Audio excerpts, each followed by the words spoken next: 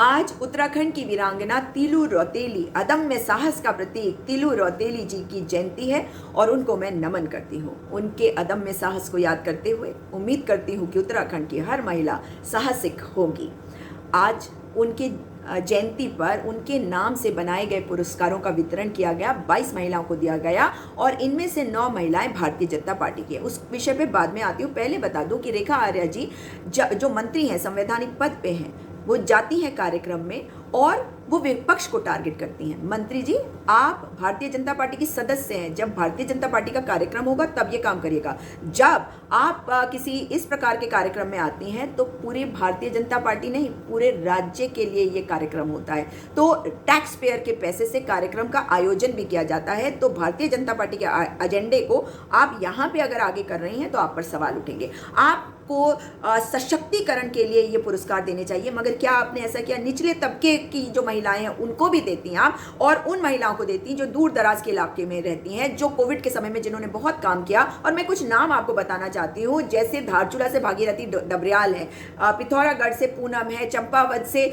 मीना बोरा है, टनकपुर से सुषमा है और लीला मेहर भी है। लीला मेहर जो अब रिटायर होने वाली है, जो रिटायर होने वाली महिलाएं हैं और जिन्होंने इतना काम किया, क्या ये जरूरी नहीं था कि उनके भी काम को हम रिकग्नाइज करते, उनको ये पुरस्कार देते? आज आप जिस प्रकार से आंगनवाड़ी की वेशभूषा में गई और बताने लगी कि आप उनकी वेशभूषा में आई हैं, तो आपका बैंगनी कलर का जो वेशभूषा थी, ये वेशभूषा तो आपने दी नहीं आंगनवाड़ी कार्यकर्तियों को। तो ऐसा कैसे हो गया कि आप इसको बता रही थी कि ये उनकी वेशभूषा है, और जो असली वेशभूषा आपके डिपार्टमेंट ने उन्हें दिया है उसको चेक कर लीजिएगा, उसकी क्वालिटी को चेक कर लीजिएगा। यही वाली बैंगनी कलर की जो यूनिफॉर्म है यही दे दीजिएगा, मुझे खुशी होगी। स्टेज पर चढ़ के आपने बोला कि आंगनबाड़ी कार्यकर्ती जो है वे हमारी रीढ़ की हड्डी है, सही बोला आपने, मगर इस रीढ़ की हड्डी के आपने किराया भत्ता, घर किराया भत्ता या फोन रिचार्ज भत्ता ये आपने दे दिया? नहीं दिया तो अवश्य दीजिएगा। और ये भी बताइए कि जो सरकारी अधिकारी कार्यक्रम का संचालन कर रहे थे, उनको क्या शोभा देता है कि वो सरकार के गुणगान करे? उनको क्या शोभा देता है कि सरकार में जो लोग हैं उनका गुणगान करे? चलिए सरकार का अगर कर भी ले,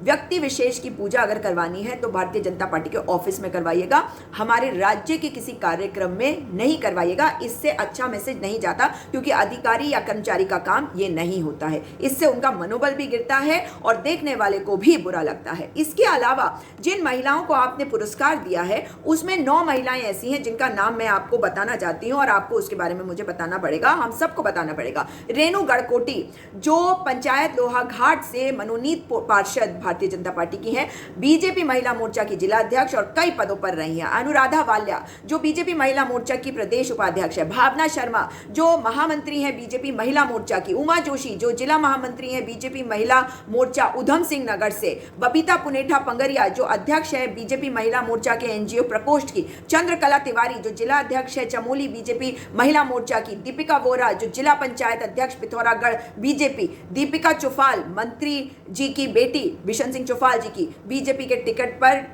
चिटगाल गांव से जिला पंचायत का चुनाव लड़के वो हारी है। राजकुमारी चौहान जो प्रेमचंद अग्रवाल स्पीकर विधानसभा के पीआरओ की पत्नी है। तो ये इनके नाम आपने कैसे इसमें डाले हैं? इनको किस आधार पे इनको पुरस्कृत किया गया? हमें इस बात से दिक्कत नहीं है कि इनको पुरस्कृत किया गया, हमें इस बात से दिक्कत है कि भारतीय जनता पार्टी के आपको 9 लोग दिख गए। मतलब आप ये समझ लीजिए करीबन 50% अवार्ड जो है वो भारतीय जनता पार्टी के कार्यकर्तियों को दे रहे हैं, तो दूसरी पार्टियों के भी देते, तब तो मैं समझती कि आप बैलेंस्ड और न्यूट्रल है। नहीं है, माफी मांगिए, ये सरकार को माफी मांगनी होगी, तिलू रौतेली से माफी मांगनी होगी, हमारे उत्तराखंड की हर महिला से माफी मांगनी होगी और हमारे हर नागरिक से माफी मांगनी होगी, क्योंकि जनता के पैसों को आप लुटा नहीं सकते भारतीय जनता पार्टी के कार्यकर्ताओं पे या कार्यकर्तियों पर।